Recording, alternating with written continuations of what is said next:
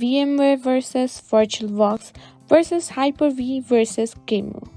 Best virtual machine. Whether you're a developer, a system administrator, or just someone looking to try out different operating systems, choosing the right VM software is crucial. Let's dive into the pros and cons of each to help you make the best decision. First up, let's talk about VMware. VMware is one of the most popular and widely used VM platforms, known for its powerful features and enterprise-grade performance. VMware offers several products, with VMware Workstation being the go-to choice for personal use and VMware Sphere being designed for larger scale deployments. Pros of VMware. VMware offers top-tier performance, especially for high-end tasks like running multiple VMs simultaneously. It supports features like snapshots, cloning, and virtual networking, and it works on both Windows and Linux. However, it comes with some downsides. VMware Workstation Pro is not free, though there's a free VMware player for basic use. VMware can be quite resource heavy on lower end systems. Next, we have Oracle Virtualbox. This is a free and open source option which makes it a popular choice for those looking for a no cost solution.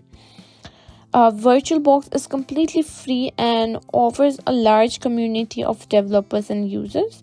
It works on both Windows, Linux, Mac OS, and Solaris. The user interface is straightforward, making it easy for new users. But it doesn't match VMware in terms of performance, especially for demanding tasks. Unlike VMware, it lacks some advanced enterprise features such as vSphere integration. Moving on to a Hyper-V, which is Microsoft's own virtualization platform. Hyper-V is available for free with Windows 10 Pro, Enterprise, and Windows Server editions. Hyper-V is particularly appealing for Windows-centric environments. It's built into Windows, which means no extra software installation is required. Hyper-V is ideal for businesses looking to run large-scale virtual environments. You can also run virtual machines with Hyper-V, which is excellent for testing. But some of the cons of Hyper-V is it's primarily geared toward Windows and Linux VMs. macOS is not supported without third-party solution.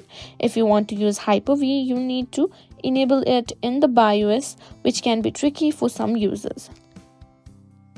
Finally, we have Qemu, an open-source hardware virtualization tool.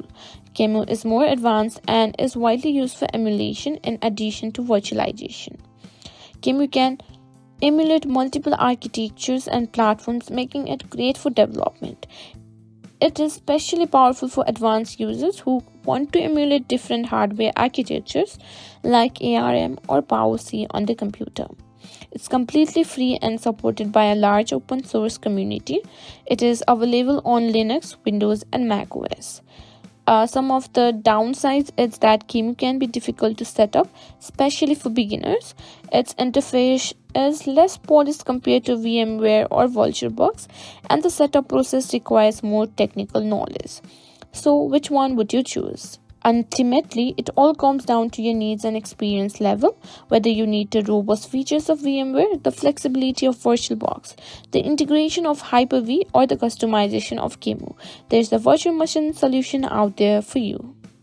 If you found this video helpful, don't forget to like, share, and subscribe to our channel.